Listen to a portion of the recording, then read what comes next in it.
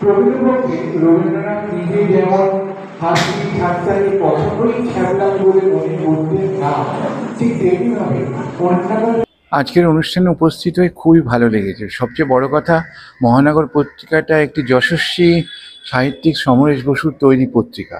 সেই পত্রিকার ওজন, গ্ল্যামার, আভিজাত্য সবই আলাদা।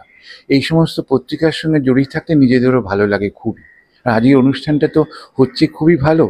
অনেক নিত্য নতুন শিল্পী পারফর্ম করছেন, তারা তাদের সমস্ত সেরাটুকু তুলে ধরছেন। সো দেখতে তো ভালো লাগেই, ভালো তো লাগছেই।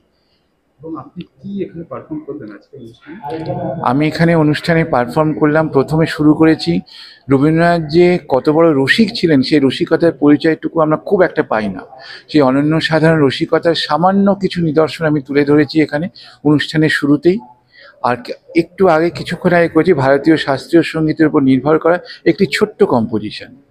দাদা, আপনার নাম? আমার নাম ভাস্কর ভট্টাচার্য। এবং আপনি মহানগর পত্রিকার কি হিসেবে আছেন? আমি মহানগর পত্রিকার সাংস্কৃতিক সম্পাদক হিসেবে অধিষ্ঠিত আছি।